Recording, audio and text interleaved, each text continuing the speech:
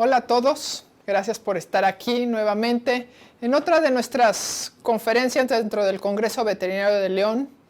En esta ocasión vamos a tratar un tema que a mí en lo particular me gusta mucho porque son casos interesantes, son casos donde a veces nos llegan pacientes delicados y tenemos una solución y hacemos una cirugía interesante que requiere de muchos cuidados, de conocimientos anestésicos, anatómicos y que en general tiene muy buenos resultados. Vamos a hablar de hernia diafragmática. Si no es la cirugía que vemos más comúnmente, sí es algo que se presenta de manera regular y sobre todo se presenta en los hospitales en donde se manejan urgencias, porque muchos de estos pacientes van a tener hernias diafragmáticas secundarias a traumatismos, que son normalmente atropellamientos, caídas de alturas, y bueno, es parte del diagnóstico de estos pacientes el que a veces encontremos este tipo de patologías. La hernia diafragmática es una pérdida de continuidad del diafragma, que es un músculo que separa la cavidad abdominal de la torácica. Tenemos dentro de las hernias diafragmáticas las traumáticas y las congénitas. Vamos a iniciar platicando sobre las traumáticas, que son las adquiridas, y dentro de estas hernias vamos a ver que hay agudas y crónicas. Hay esta pérdida de continuidad del diafragma que sucedió reciente a un traumatismo y que es diagnosticada inmediatamente, o las que se presentan después de años de haber sufrido el traumatismo y se consideran crónicas. Tienen un pronóstico y un manejo ligeramente diferente, pero es importante diferenciarlo. La hernia diafragmática traumática, como les decía, normalmente es secundaria, atropellamiento y en algunos casos a caídas de altura, común en los gatos que se tiran de todas las alturas y que generan un impacto contuso el cuerpo entero y hay un cambio de presiones que puede causar esta rotura del diafragma. El daño por el cual se genera la hernia puede ser indirecto o directo. Indirecto, en caso de indirecto estamos hablando que es un golpe fuerte a la cavidad abdominal, en donde la glotis está abierta y por el incremento de la presión dentro de la cavidad abdominal, los pulmones se vacían al estar la glotis abierta, el diafragma se desplaza cranealmente y se desgarra generando una hernia por la cual pasan algunos órganos abdominales a la cavidad torácica. Esto es una hernia que se originó por un daño indirecto. Y las de daño directo, como su nombre lo dice, normalmente es porque hay un daño que se genera de manera absoluta y directa sobre el diafragma, que generalmente son mordidas o heridas por armas punzocortantes o por objetos punzocortantes, en donde se va a hacer una herida, un daño, un orificio directo, y muchas veces en las mordeduras de perros grandes a pequeños, es justo la zona en donde el perro muerde al pequeño y le realiza o le genera heridas muy importantes que abarca parte del diafragma, costillas, pared abdominal, causando muchas veces una herida abierta con neumotórax, que son realmente delicadas. Este es un tipo de hernia diafragmática directa que vemos mucho menos frecuentemente que la de origen indirecto. Los efectos al generarse una hernia diafragmática pues parecen muy evidentes porque hay un paso de órganos a la cavidad torácica en donde hay un compromiso respiratorio por la incapacidad de distensión de los pulmones, puede haber un compromiso respiratorio, cardíaco, puede haber inflamación, obstrucción, estrangulamiento de órganos que han pasado a la cavidad torácica, eso dependerá qué tan aguda o crónica sea. Puede haber una distensión del estómago al voltearse dentro de la cavidad torácica, lo cual vuelve a un paciente, lo tiene una condición de urgencia, ya que el estómago al estar volteado y empezar a distenderse, nos lleva a tener un paciente que si no se opera rápidamente puede tener consecuencias fatales.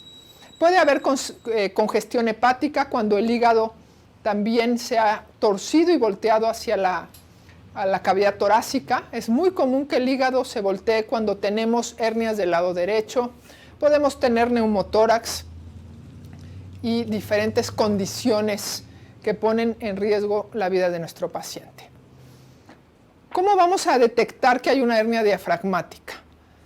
Tenemos un paciente que normalmente llega con historia de traumatismo, si es que es una hernia aguda, y vamos a ver que el paciente respira de manera agitada, está disneico, taquipneico, normalmente con un patrón patrón respiratorio restrictivo, en donde no puede distender la pared torácica al respirar. Puede tener anorexia, vómitos, si es que está involucrado alguna porción del tracto gastrointestinal dentro de la hernia o tiene afectación directa al hígado u a otros órganos. Vamos a hacer el diagnóstico inicialmente con un buen examen físico en el que vamos a revisar al paciente y en el momento que detectamos que hay alteraciones en su patrón respiratorio y hacemos una auscultación detallada de la cavidad torácica, vamos a poder identificar una disminución en los sonidos respiratorios que nos van a indicar que hay algo que nos impide escuchar esos sonidos. Podemos incluso detectar a la auscultación el movimiento intestinal, si es que hay intestino dentro de la cavidad torácica. Por otro lado, vamos a tener mucosas pálidas o cianóticas, si es que ya tenemos un compromiso respiratorio muy importante, taquicardia, taquipnea, y vamos a continuar nuestro diagnóstico tomando un estudio radiográfico en el cual vamos a ver una pérdida de continuidad del diafragma. Y si es más clara nuestra imagen, podemos ver órganos dentro de la cavidad torácica. A veces simplemente hay una pérdida de contraste, en otras ocasiones podemos identificar incluso qué órganos están dentro de la cavidad. Podemos corroborar el diagnóstico con el uso del ultrasonido, realizando una ecografía en donde sea evidente que hay este tipo de defecto en el diafragma y los órganos dentro de la cavidad torácica. Además, recuerden que si esto fue secundario a un trauma reciente, podemos tener no solo la pérdida de continuidad del diafragma, sino podemos tener fractura de costillas, podemos tener neumotórax, hemotórax. Tenemos que tratar a este paciente de manera muy completa para contrarrestar los efectos que están generando problemas cardiorrespiratorios. Así que si tenemos un neumotórax, empezaremos por puncionarlo, repetir la radiografía e ir valorando si tenemos o no ese daño en la cúpula diafragmática. Aquí vemos en esta imagen una hernia diafragmática muy evidente. Recuerden que las dos vistas son esenciales. No siempre podemos identificar la hernia en la vista lateral. Tenemos que hacer la ventrodorsal, en donde vemos cómo hay un desplazamiento del lado derecho de las vísceras dentro de la cavidad torácica. Aquí lo vemos nuevamente, una imagen en donde vemos la cavidad torácica, incluso con contenido intestinal, de asas intestinales, se ve el gas del intestino dentro de la cavidad torácica, y si tomamos una de la cavidad abdominal, vemos que no hay prácticamente ningún órgano fuera de los riñones en la cavidad abdominal. Nuevamente estas imágenes en donde claramente vemos el paso de órganos de la cavidad abdominal a la cavidad torácica, comprimiendo y comprometiendo totalmente el hemitórax derecho. Este paciente está respirando únicamente con el hemitórax izquierdo, seguramente tenía una sinología respiratoria muy importante.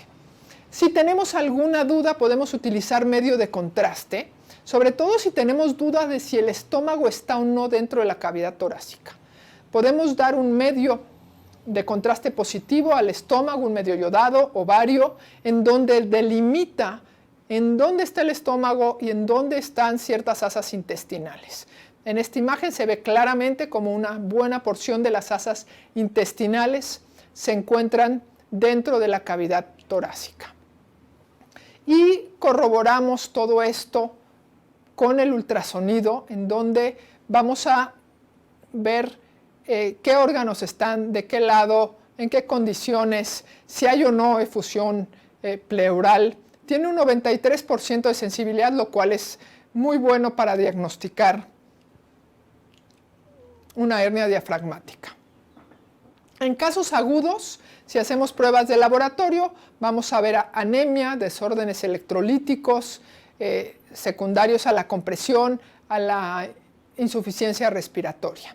En casos crónicos, llegamos a tener anemia, hipoproteinemia, enzimas hepáticas elevadas, porque ya les comentaba que el hígado fácilmente se voltea, por lo menos 1 o 2 lóbulos se voltean y quedan con una congestión importante.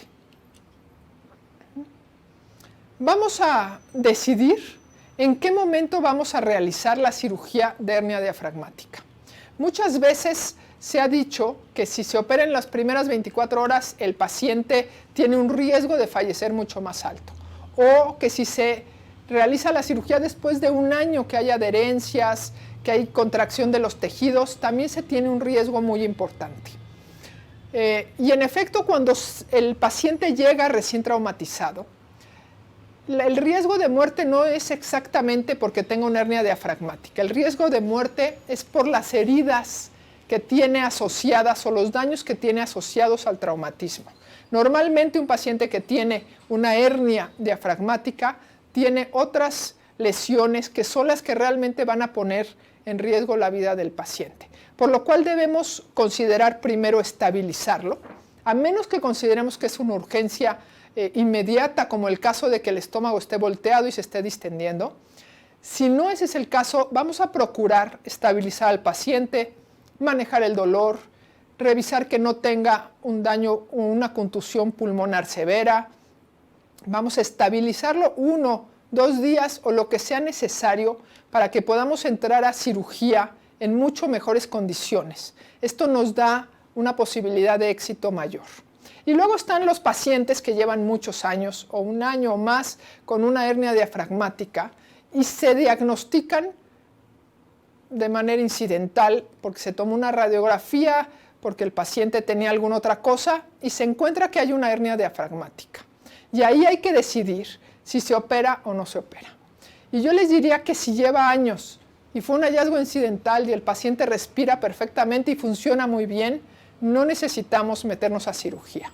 Si el paciente llega porque tiene insuficiencia respiratoria y le está generando algún problema, entonces debemos realizar una cirugía, pero debemos estar conscientes que va a ser mucho más difícil, que a veces hay adherencias, que nos cuesta trabajo regresar los órganos a la cavidad, que hay que a veces ampliar incluso la hernia para poder retirar los órganos.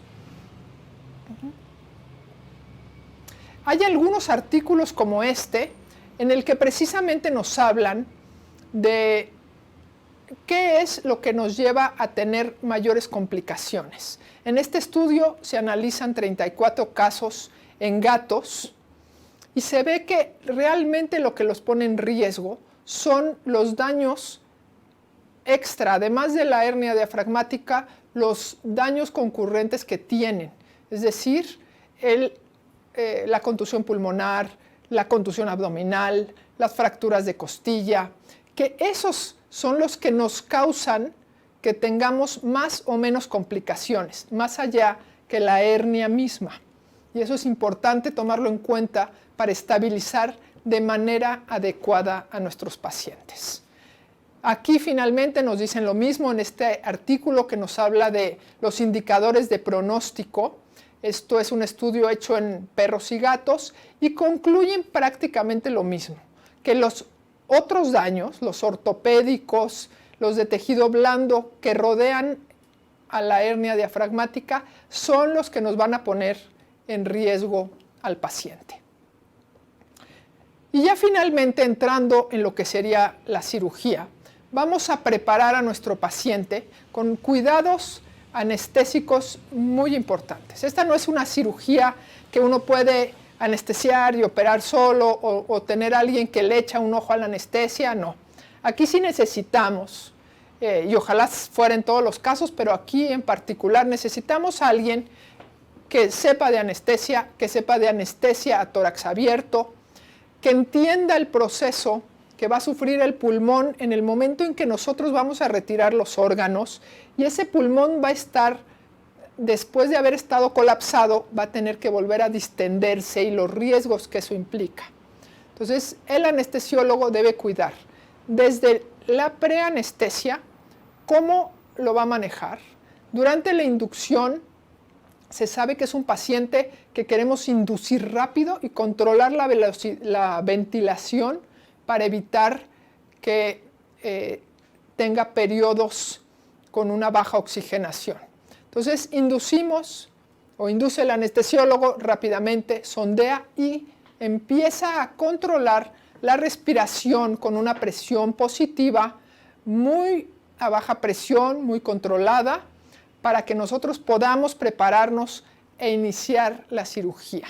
Una vez que retiramos los órganos que están comprimiendo dentro del tórax, el anestesiólogo va a empezar a generar o realizar una reexpansión pulmonar muy suavemente, muy lento, para evitar que haya presiones mayores a 20 centímetros de agua y ese pulmón empiece a recuperarse poco a poco. Si lo hacemos o lo hace de manera más brusca, es posible que tengamos edema pulmonar, a veces incluso hay perforación del pulmón posterior a la cirugía y neumotórax de manera secundaria. Para realizar la cirugía vamos a realizar un abordaje abdominal. Anteriormente se describían algunos torácicos, pero en general a través del abordaje abdominal vamos a poder retirar los órganos que están en la cavidad torácica, valorar la hernia, suturarla. Pocos casos requieren que ampliemos nuestra incisión abdominal hacia craneal para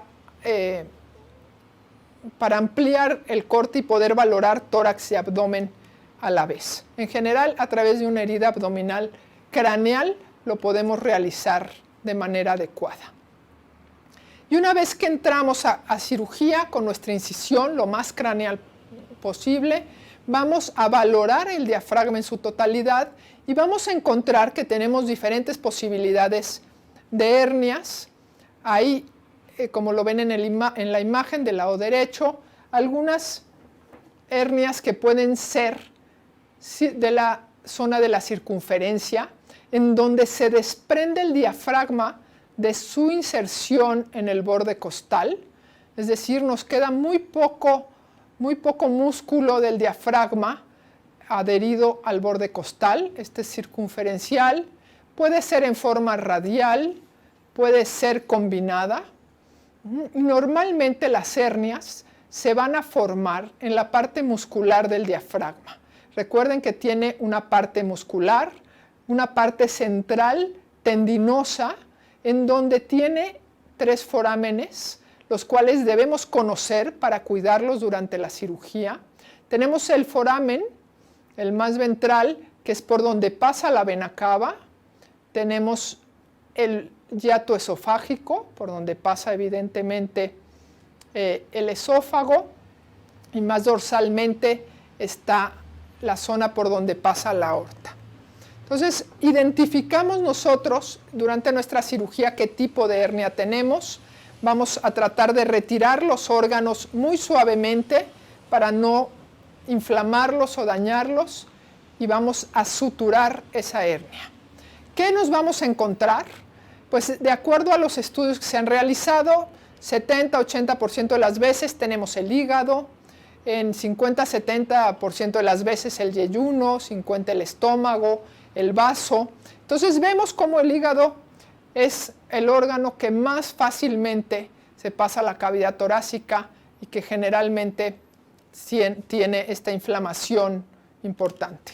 Aquí vemos en esta otra imagen la forma del diafragma, vemos su irrigación que viene directamente de ramas de la aorta, que es este tercer orificio que va a estar pegado prácticamente a las vértebras en su parte ventral. Después tenemos el hiato esofágico y el más grande es por donde pasa la vena cava. Así que si nosotros tenemos un defecto, por ejemplo, en esta zona, debemos realizar la sutura de la parte tendinosa hacia la circunferencia. ¿Por qué? Porque queremos poder ver perfectamente que nuestra sutura va a respetar los lúmenes y los espacios tanto de la vena cava como del esófago como de la aorta. Realmente las hernias difícilmente llegan hasta esta zona, en general son en la periferia, pero alcanzan, al ser radiales, alcanzan a acercarse a estos hiatos y nosotros debemos ser muy claros y tener clara la anatomía para poder evitar generar una estenosis. Entonces, si tenemos una hernia a este nivel, vamos a empezar a suturar de la parte central hacia la periferia con una sutura continua simple, esta parte radial, y la parte de la circunferencia, si tenemos muy poco músculo, podemos fijar el borde rodeando alguna de las costillas que están en la zona para asegurarnos de fijar perfectamente el diafragma. Aquí vemos algunos ejemplos. Esta es una hernia combinada, parte de la circunferencia, parte radial. Se hizo prácticamente un colgajo del músculo, el cual podemos traccionar y suturar fácilmente con una sutura continua simple. Aquí vemos otro caso de una hernia diafragmática radial, en donde tiene el contenido dentro de la cavidad, lo vamos traccionando suavemente y finalmente suturamos el defecto. Aquí vemos el otro caso, ya suturado. Cuando tenemos hernias crónicas, a veces nos topamos con que ya hay cierta contracción y sentimos que esto no nos va a permitir cerrar de manera adecuada el diafragma. Cuando tenemos casos de estos, hay opciones para cerrar con un parche con aumento, con colgajos de músculo, con la misma posición del hígado, con las fascias, con mallas, pero les puedo decir que esto es rarísimo. Nunca hasta el momento, y créanme que operamos muchas hernias diafragmáticas, yo en lo particular nunca he tenido la necesidad de utilizar ninguna de estas técnicas, por lo que les puedo decir que eso es algo poco común. Una vez que cerramos la pared del diafragma, es decir, el diafragma, vamos a tener que retirar el aire que queda libre dentro de la cavidad torácica para que recupere la presión negativa. Mientras nosotros realizábamos la cirugía, el anestesiólogo fue generando esta distensión en el pulmón para que se reexpanda y ocupe su espacio natural dentro de la cavidad torácica. Cuando hemos terminado de suturar, vamos a retirar ese aire libre. Y lo podemos hacer con un catéter, una válvula de 3 vías y una aguja, o podemos introducir una sonda temporalmente, que es lo que vamos a ver en el video. Entonces, una vez que terminamos, restablecemos la presión negativa, que es importantísimo, no podemos dejar al paciente con neumotórax. Lo podemos hacer con toracocentesis, con sonda pleural o con una sonda transabdominal como la que vamos a ver.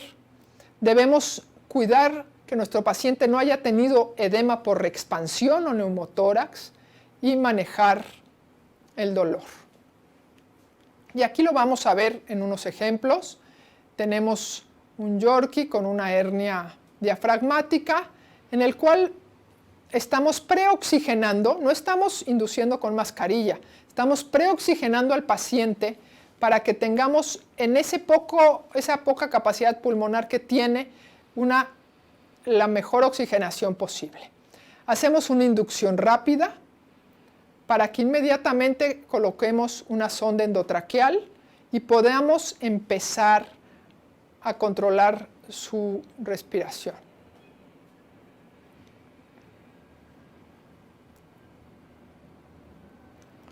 Vamos a hacer estos procedimientos, pues sin duda con anestesia inhalada, en donde podamos, a través de la bolsa o de un ventilador automático, mantener una presión positiva controlada, con una presión controlada. Hacemos una incisión abdominal craneal, lo más craneal posible, como les decía, incluso si es necesario, se tiene que continuar hacia la cavidad torácica, haciendo un corte paraesternal. Aquí colocamos un separador que nos va a permitir, es un separador de abdomen que nos va a permitir identificar las estructuras que se encuentran dentro de la hernia, y vamos a ser muy cuidadosos en ir traccionándolas suavemente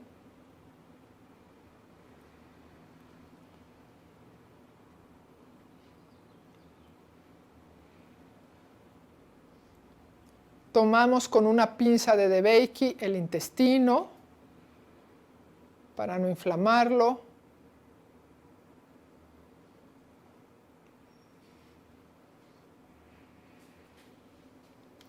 Y ahí vemos cómo al traccionar nos empieza a costar trabajo retirar, seguramente nos falta por ahí el vaso. Y aquí es importante que veamos que es preferible ampliar el defecto, como lo estamos haciendo aquí. Esta seguramente era una hernia crónica en donde se había ya contraído y donde vemos cómo el vaso que está congestionado no iba a poder salir por ese defecto tan pequeño. Entonces vale la pena abrirlo y retirar los órganos con cuidado, sin generar inflamación o laceración, para posteriormente poder suturarlo, y no importa si es ligeramente más grande. Entonces iniciamos la sutura desde el borde más central, desde la parte central hacia la periferia. Estamos utilizando una sutura, 3 ceros, 2 ceros, depende del tamaño del paciente, una sutura absorbible, que puede ser una sutura monofilamentosa absorbible o multifilamentosa, realmente no importa mucho, en general no vamos a tener una tensión importante.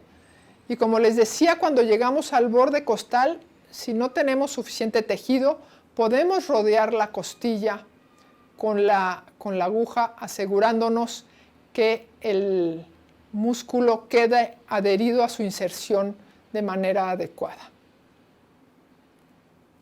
Una vez que terminamos, vamos a colocar esta sonda transabdominal para retirar el aire que queda dentro de la cavidad torácica.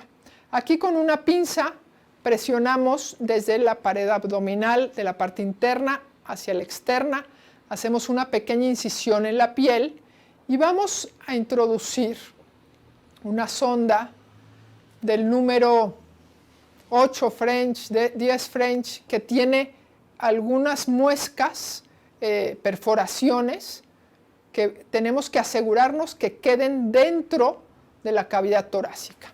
Aquí la pasamos a través de un pequeño orificio que hicimos en el diafragma.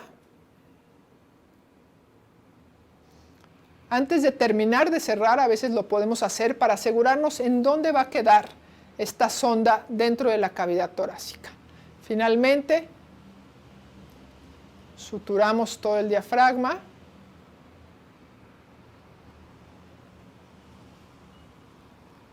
En pacientes crónicos como este, que el abdomen ha estado vaciado o vacío por mucho tiempo, se va contrayendo la pared del abdomen y a veces nos cuesta trabajo que quepan todos los órganos dentro de la cavidad abdominal, pero eso en general no da problema. O sea, cuesta trabajo, un poco de trabajo cerrar el abdomen, pero no genera una presión que nos preocupe. Aquí estamos colocando un poco de solución salina, se hacen ciertas ventilaciones para ver que no quede perforación en el diafragma. Pero la realidad es que aunque quedaran unos milímetros de comunicación entre el tórax y el abdomen. Eso no es problema porque se va a recuperar la presión negativa tanto en el tórax y el abdomen va a quedar perfectamente cerrado y suturado, por lo que algunos milímetros de comunicación no tendrían problema. A esa sonda que habíamos colocado a través del abdomen y que entra a la cavidad torácica, la vamos a fijar a la piel con una sutura de dedo de chino que nos permite que no se salga fácilmente. Le vamos a colocar una válvula de 3 vías y con la ayuda de una jeringa vamos a retirar todo ese aire que se quedó dentro de la cavidad torácica y esto nos va a ayudar a recuperar la presión negativa. Lo hacemos durante la cirugía. En este momento el anestesiólogo siente cómo es mucho más fácil la distensión de los pulmones. Normalmente ya para este momento tiene una oxigenación adecuada, con una ventilación, con una presión positiva normal. Y ya ya controlado el aire residual del tórax, ya podemos con calma suturar nuestra línea media, hacer una buena sutura en la pared muscular, hacemos un subcuticular y colocamos puntos en piel. Una vez que terminamos, vamos a voltear al paciente porque mucho de ese aire se va a reacomodar en el tórax y vamos nuevamente, ahí lo hacemos, nuevamente vemos que al posicionar diferente al paciente todavía obtenemos cierta cantidad de aire que está dentro de la cavidad torácica y lo hacemos hasta que obtengamos presión negativa. Colocamos un vendaje porque queremos que esa sonda se quede en su lugar por lo menos 24 horas. Si este paciente, como en este caso que era crónico, tenía el pulmón colapsado y puede irse distendiendo, generando edema pulmonar, perforación del pulmón, todo eso puede suceder después de esta cirugía. El tener esa sonda nos va a permitir estar revisando que no se forme nuevamente neumotórax. Y si en 24 horas el paciente está de buen ánimo, respira bien, no hay neumotórax, lo podemos retirar fácilmente. Aquí vamos a ver otro caso.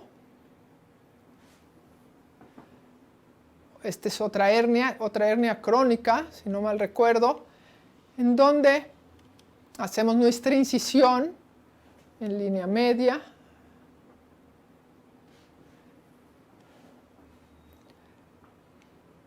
Traccionamos los órganos suavemente.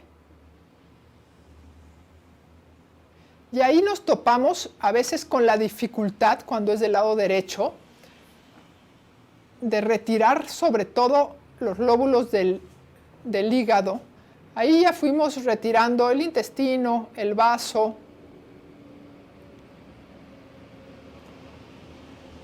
Y en este caso en particular nos costó mucho trabajo voltear los lóbulos hepáticos. Vemos cómo prácticamente tenía todos los órganos dentro de la cavidad torácica. En este caso, increíblemente, hasta el riñón, que está normalmente fijo por sus ligamentos, se había ido desplazando cranealmente.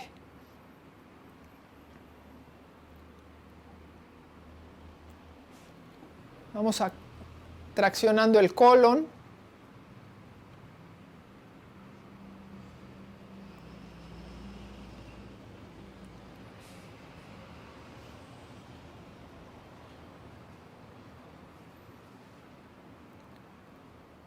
El intestino delgado.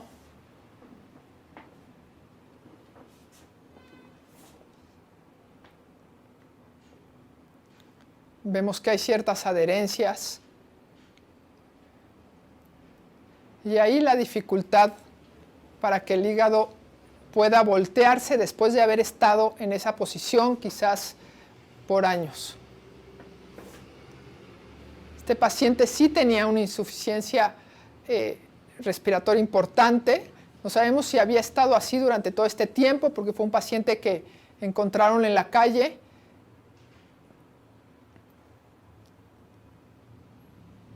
Y ahí tratamos suavemente de voltear el hígado, pero nos da mucho problema hasta que metimos un separador y pudimos traccionar el hígado. Finalmente suturamos. Los órganos, aunque parezca increíble, cupieron en la cavidad abdominal. No tuvo mayor problema. Lo que fue increíble es que tuvimos que dejar el riñón en la cavidad torácica porque ya estaba totalmente alojado ahí y ese no lo pudimos retirar. Se puede ver ahí junto al corazón, pero no tuvimos mayor problema. Entonces, bueno, hay estudios también que nos hablan de las hernias crónicas, en donde tienen una mortalidad aproximadamente del 14%, y eso es importante que se lo digamos a los propietarios. O sea, es una cirugía que involucra todo lo que es el aparato cardiorrespiratorio y nos lleva a tener riesgos importantes. Y por último vamos a ver este caso de un gato. Muy común las hernias diafragmáticas en los gatos. Ya decíamos por la caída de las alturas. Y vamos a preoxigenar, anestesiar, colocar una sonda endotraqueal rápidamente, a controlar su respiración. Vamos a preparar el área, siempre yéndonos un poco más craneal de lo normal, porque si tuviéramos que ampliar el corte ligeramente para external. Pero en general hacemos este corte en la línea media abdominal.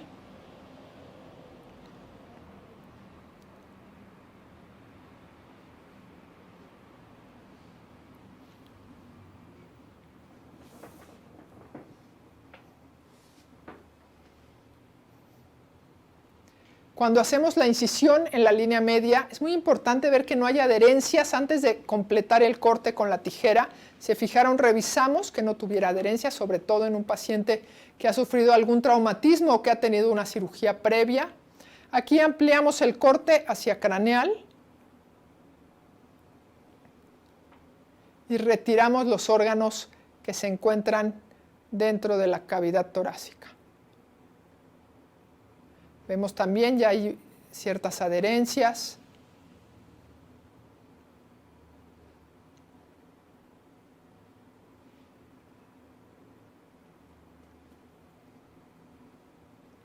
Y traccionamos los órganos suavemente.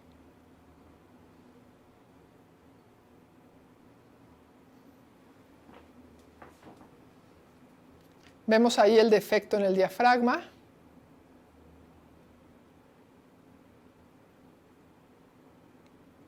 Nuevamente suturamos de la parte central del diafragma hacia la periferia.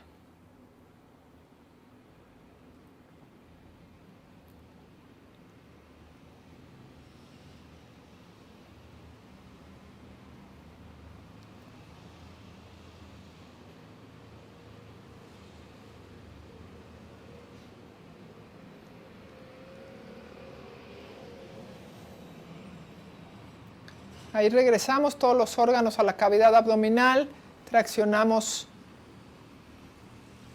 hacia caudal, revisamos que no haya quedado alguna zona de tamaño importante sin haber sido suturada, y nuevamente la colocación de esta pequeña sonda que nos va a ayudar mucho a tener un cuidado posquirúrgico adecuado. Recuerden que no son pacientes que operamos y mandamos a su casa ese mismo día. Debemos vigilarlos porque pueden tener consecuencias importantes, sobre todo respiratorias. Ahí vemos cómo introducimos la sonda a la cavidad torácica por un pequeño orificio. Podemos poner un punto de sutura, no muy apretado, para que la sonda se mantenga en su lugar, ahí rodeando la sonda a nivel del diafragma, como se ve ahí. Entonces colocamos este punto para que no se nos mueva la sonda, pero no lo suficientemente apretado como para que nos cueste trabajo retirarlo, porque realmente esto en general se queda un día y al día siguiente retiramos el punto en piel y traccionamos esa sonda sin ningún problema. Ahí ya estamos fijando a la piel. Es muy importante revisar que las muescas que tiene la sonda queden todas dentro de la cavidad torácica para que realmente podamos extraer el aire fácilmente en el momento que que traccionamos con la jeringa.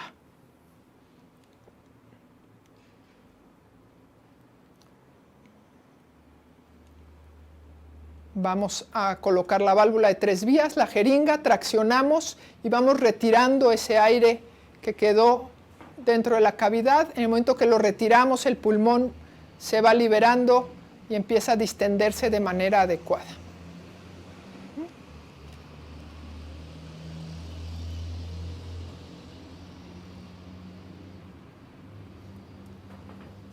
Y finalmente, pues suturamos y vigilamos a nuestro paciente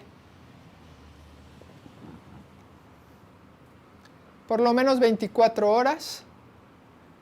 Y aquí vemos ya la revisión, que no tenemos formación de neumotórax.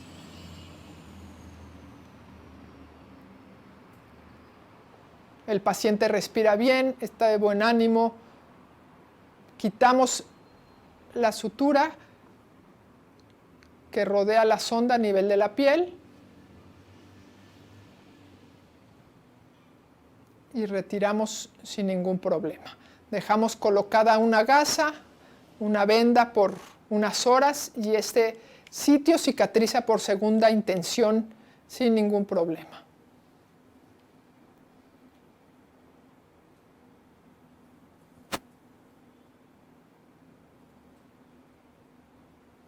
Vigilamos un rato más a nuestro paciente y normalmente después de eso lo podemos dar de alta. Y con esto terminamos con estos ejemplos de hernias diafragmáticas. Muchísimas gracias por su asistencia, por participar en este evento y nos vemos en otra ocasión.